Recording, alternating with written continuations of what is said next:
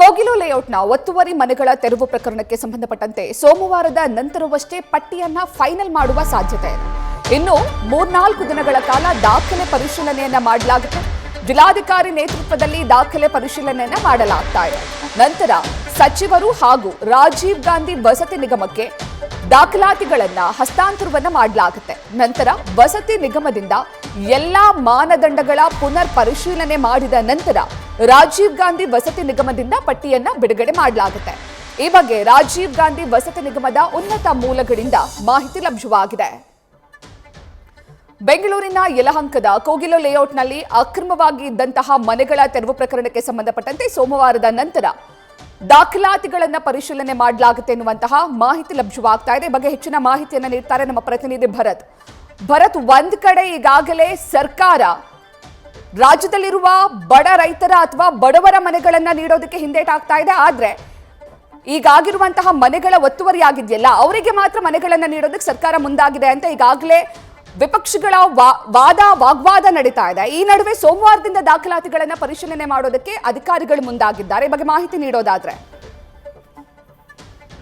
ಪ್ರತೀಕ್ಷಾ, ಈಗ ಕೋಗಿಲೆ ಲೇಔಟ್ ಒತ್ತುವರಿ ತೆರವು ಪ್ರಕರಣಕ್ಕೆ ಸಂಬಂಧಪಟ್ಟಂತೆ ಈಗಾಗಲೇ ಒಂದು ಹಂತದಲ್ಲಿ ತಹಸೀಲ್ದಾರ್ ನೇತೃತ್ವದಲ್ಲಿ ಒಂದು ತಂಡ ಕಂಪ್ಲೀಟ್ ಆಗಿ ದಾಖಲೆಗಳ ಒಂದು ಸಂಗ್ರಹಣೆ ಜೊತೆಗೆ ದಾಖಲೆಗಳ ಒಂದು ಪರಿಶೀಲನೆ ಕೂಡ ಮಾಡಿದ್ದಾರೆ. ಈ ಪಟ್ಟಿಯನ್ನ ಅಂದ್ರೆ 167 ಮನೆಗಳನ್ನ ಡೆಮಾಲಿಷ್ ಮಾಡಲಾಗಿತ್ತು. ಆದ್ರೆ ಅಲ್ಲಿ 250ಕ್ಕೂ ಅಧಿಕ ನಿವಾಸಿಗಳು ಮನೆಗಾಗಿ ಅರ್ಜಿ ಹಾಕಿದ್ದಾರೆ. ಸೊ ಹಾಗಾಗಿ 250 ಅರ್ಜಿಗಳು ಜೊತೆಗೆ 250 ನಿವಾಸಿಗಳ ಡಾಕ್ಯುಮೆಂಟ್ಸ್ ಅಂದ್ರೆ ದಾಖಲೆಗಳನ್ನ ಈಗಾಗಲೇ ಸಂಗ್ರಹಣೆ ಮಾಡಲಾಗಿದೆ. ಒಂದು ಹಂತಕ್ಕೆ ಒಂದು ಪಟ್ಟಿ ರೆಡಿ ಮಾಡಿ ಅದನ್ನ ಜಿಬಿಐಗೆ ಹಸ್ತಾಂತರ ಕೂಡ ಮಾಡಿದ್ದಾರೆ.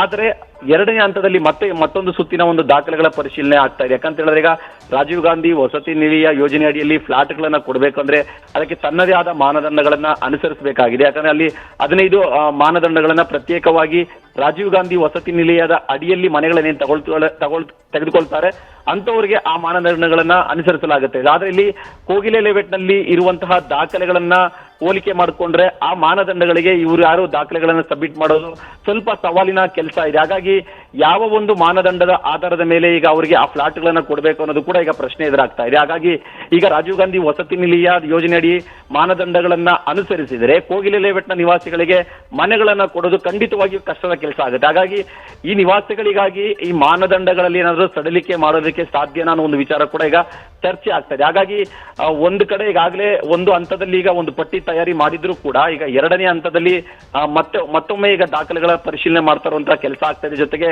ಒಂದಿಷ್ಟು ಅಕ್ರಮ ವಲಸಿಗರಿದ್ದಾರೆ, ಆ ಜಾಗದಲ್ಲಿ ಹೊರ ರಾಜ್ಯದವರು ಇದ್ದಾರೆ, ಜೊತೆಗೆ ಬಾಂಗ್ಲಾ ನಿವಾಸಿಗಳು ಕೂಡ ಇರುವಂತಹ ಸಾಧ್ಯತೆ ಇದೆ ಅನ್ನೋ ನಿಟ್ಟಿನಲ್ಲಿ ಈಗ ಮತ್ತೊಂದು ವೆರಿಫಿಕೇಶನ್ ಆಗ್ತಾ ಇದೆ. ಜೊತೆಗೆ ಪೊಲೀಸ್ ಇಲಾಖೆಯವರಿಂದ ಕೂಡ ಒಂದು ವೆರಿಫಿಕೇಶನ್ ಆಗ್ತಾ ಇದೆ. ಯಾಕಂತ ಹೇಳಿದ್ರೆ ಅಕ್ರಮ ವಲಸಿಗರು ಜೊತೆಗೆ ಬಾಂಗ್ಲಾದೇಶಿ ಪ್ರಜೆಗಳು ಕೂಡ ಇರುವಂತಹ ಒಂದು ಆರೋಪ ಇರೋದ್ರ ಹಿನ್ನೆಲೆಯಲ್ಲಿ ಸ್ಥಳೀಯರು ಕೂಡ ಕೆಲವರು ಮೌಖಿಕವಾಗಿ ಒಂದಿಷ್ಟು ದೂರುಗಳನ್ನ ಕೊಟ್ಟಿದ್ದಾರೆ. ಜೊತೆಗೆ ವಿರೋಧ ಪಕ್ಷಗಳು ಕೂಡ ಸಾಕಷ್ಟು ಟೀಕೆ ಮಾಡ್ತಾ ಇದೆ. ಈ ಹಿನ್ನೆಲೆಯಲ್ಲಿ ಈಗ ಪೊಲೀಸ್ ಇಲಾಖೆ ಜೊತೆಗೆ ಜಿಲ್ಲಾಡಳಿತ ಎರಡು ಸೇರಿ ಕೂಡ ಈಗ ಒಂದು ಅಕ್ರಮ ವಲಸಿಗರು ಅಥವಾ ಹೊರ ರಾಜ್ಯದವರನ್ನ ಪತ್ತೆ ಹಚ್ಚೋ ನಿಟ್ಟಿನಲ್ಲಿ ಈಗ ಮತ್ತೊಂದು ಸುತ್ತಿನ ಒಂದು ವೆರಿಫಿಕೇಶನ್ ಮಾಡಬೇಕಾಗಿರೋ ಒಂದು ಅನಿವಾರ್ಯತೆ ಇದೆ. ಆ ನಿಟ್ಟಿನಲ್ಲಿ ಈಗ ಒಂದಿಷ್ಟು ಮತ್ತೊಮ್ಮೆ ದಾಖಲೆಗಳನ್ನ ಪರಿಶೀಲಿಸುವಂತ ಕೆಲಸ ಆಗ್ತಾ ಇದೆ. ಸೊ ಈ ಎರಡು ಹಂತದಲ್ಲಿ ದಾಖಲೆಗಳ ಪರಿಶೀಲನೆ ಮಾಡಿ ಅದನ್ನ ಸಿಎಂ ಕಚೇರಿಗೆ ಅಥವಾ ಸಿಎಂ ಡಿಸಿಎಂ ಅವರ ಮುಂದೆ ಇಡಬೇಕಾಗಿರುವಂತಹ ಒಂದು ಜವಾಬ್ದಾರಿ ಈಗ ಡಿಸಿ ಅವರ ಮುಂದೆ ಇದೆ. ಹಾಗಾಗಿ ಸದ್ಯಕ್ಕೆ ಆ ಪಟ್ಟಿ ಇನ್ನು ಫೈನಲ್ ಪಟ್ಟಿ ತಯಾರಾಗಿಲ್ಲ. ಫೈನಲ್ ಪಟ್ಟಿ ತಯಾರಾದ ನಂತರ ಅದನ್ನ ಜಿಲ್ಲಾಡಳಿತ ಅದೇ ಡಿಸಿ ಅವರು ಸಿಎಂ ಮುಂದೆ ಇಡ್ತಾರೆ. ಜೊತೆಗೆ ರಾಜೀವ್ ಗಾಂಧಿ ವಸತಿ ನಿಲಯ ಯೋಜನೆಯ ಇಲಾಖೆ ಏನಿದೆ, ರಾಜೀವ್ ಗಾಂಧಿ ವಸತಿ ನಿರ್ದೇಶಕರು ಅವರು ಕೂಡ ಈ ಪಟ್ಟಿಯನ್ನ ಸಲ್ಲಿಕೆ ಮಾಡಬೇಕಾಗುತ್ತೆ. ಆಗ ಆ ಪಟ್ಟಿಯನ್ನ ರಾಜೀವ್ ಗಾಂಧಿ ಇಲಾಖೆ ಎಂಡಿ ಆಗಿರುವಂತವರು ಅದನ್ನ ಪರಿಶೀಲನೆ ಮಾಡ್ತಾರೆ. ಇವರಿಗೆ ಮನೆಗಳನ್ನ ಕೊಡಬಹುದಾ, ಇವರು ಅರ್ಹತೆಯನ್ನ ಹೊಂದಿದ್ದಾರ ಅನ್ನೋ ನಿಟ್ಟಿನಲ್ಲಿ ಅವರು ಕೂಡ ಒಂದಿಷ್ಟು ಪರಿಶೀಲನೆ ಮಾಡ್ತಾರೆ. ಸೊ ಅವರು ಕೂಡ ಏನು ಜಿಲ್ಲಾಡಳಿತ ಕೊಟ್ಟಿರುವಂತಹ ಪಟ್ಟಿಯನ್ನ ಒಪ್ಕೊಂಡು ಅವರು ಮನೆಗಳು ಕೊಡ್ತಾರೆ ಅನ್ನೋದನ್ನ ನಾವು ಈಗಲೇ ಹೇಳೋದಕ್ಕೆ ಸಾಧ್ಯ ಇಲ್ಲ. ಯಾಕಂತ ಹೇಳಿದ್ರೆ ಅವರು ಕೂಡ ಮರುಪರಿಶೀಲನೆ ಮಾಡಬಹುದು. ಆ ಪಟ್ಟಿಯಲ್ಲಿರುವಂತಹ ಮಾನದಂಡಗಳನ್ನ ಅವರು ಪರಿಶೀಲನೆ ಮಾಡಿ ಒಂದಿಷ್ಟು ಅರ್ಜಿದಾರರನ್ನ ಕೈ ಬಿಡುವಂತ ಚಾನ್ಸಸ್ ಕೂಡ ಇರುತ್ತೆ. ಹಾಗಾಗಿ ಸದ್ಯಕ್ಕೆ ಇನ್ನು ದಾಖಲೆಗಳ ಒಂದು ಪರಿಶೀಲನೆ ಜೊತೆಗೆ ವೆರಿಫಿಕೇಶನ್ ಮಾಡುವಂತಹ ಕೆಲಸ ಇನ್ನು ಸಾಗ್ತಾ ಇದೆ. ಭಾನುವಾರದ ಅಂದ್ರೆ ಸೋಮವಾರದ ನಂತರ ಅಂದ್ರೆ 5ನೇ ತಾರೀಕು ನಂತರ ಒಂದು ಅಂತಿಮ ಒಂದು ಪಟ್ಟಿ ಕೊಡುವಂತ ಚಾನ್ಸಸ್ ಇದೆ. ಪ್ರತೀಕ್ಷಾ, ಥ್ಯಾಂಕ್ ಯು ಭರತ್ ಮಾಹಿತಿಗಾಗಿ.